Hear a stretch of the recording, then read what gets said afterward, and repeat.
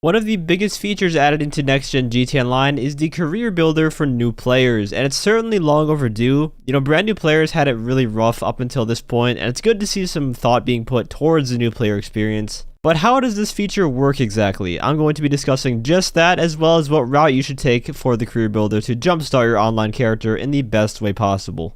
So if you don't migrate your character and instead choose to create a new one, you'll be awarded 4 million GTA dollars, from which you then have the option of choosing between one of 4 options: executive, gunrunner, nightclub owner, or biker. Executive will take you the office route as your main business, gunrunner will get you a bunker, nightclub owner will get you a nightclub, and biker will obviously get you a biker business. Whichever class you pick, so to speak, will also somewhat determine which vehicles and which weapons you'll be able to purchase later on in the career builder. If we're talking what's best for new players, you're either going to want to go with executive or more preferably the gun running route. The reason being is the nightclub owner actually requires biker businesses and the bunker in order to run properly, so on its own it's just not a good investment. And the biker businesses, even with the buffs, still aren't as good as the bunker in my opinion. And the sub missions are far more annoying too, so just go with gunrunner. Up next, choosing a bunker location. You want to go with the Chumash bunker. It's just the most cost-effective bunker in a location that doesn't suck. That's really the only reasoning there. You could go with a cheaper one, but then you're risking having it in like Paleto Bay or somewhere in the mountains.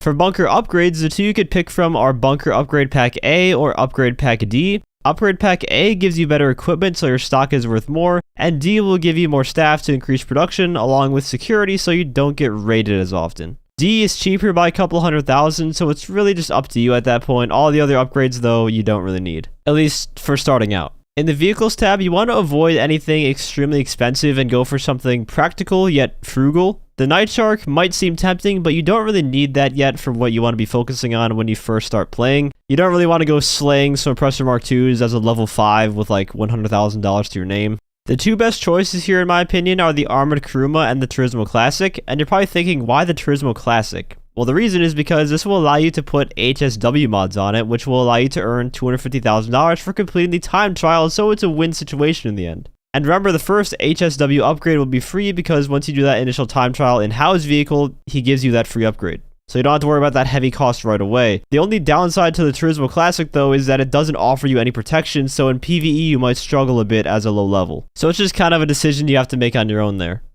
And finally, for the weapons department, get the marksman rifle, the homing launcher, the special carbine for sure. That will cover your bases in terms of explosives, long range, and close-up fighting. The mini SMG you should also pick up here because you're going to need a drive-by weapon to get you started. Even though it is terrible, the mini SMG is not very good because of its bloom. It's just something to hold you over until you can get an AP pistol or the micro SMG after leveling up a bit. And after all is said and done, you should be left with at least a little over $100,000. The unfortunate part about this is that you have to spend a good majority of the money that they give you. You can't just enter GTA Online with $4 million straight up. The max you can enter with is actually $1 million. And you also have to buy at least one thing from every category, so you can't just skip out on a car from the menu, for example. So you're going to have to end up grinding a bit afterwards to get that Kasatka so that you can earn lots of money easily doing the Cayo Perico heist. Still though, this is a much better system than just being thrown into online with no money as a level 1. Let me know what you guys think about the career builder system. Do you think it could have been implemented better, or do you think it's fine how it is now? One thing I personally do like about this are the UI elements and just the cinematic pictures that make up the career builder. I think they did a good job with that. And in a way, I kind of wish in like a future heist update, when we have to make certain decisions, they give us this exact same format. That would be pretty sweet. Like imagine having this menu when you're choosing a loadout and you can pick different weapons to use. That'd be awesome. If you enjoyed the video or found it helpful, feel free to leave a like as well as subscribe to my channel for more GTA Online content. I want to give a huge thank you to all my channel members for your support. If you'd like to become a member for some exclusive perks, you can either use the join button or the link that's down in the description. And as always, thanks for watching and have a great day.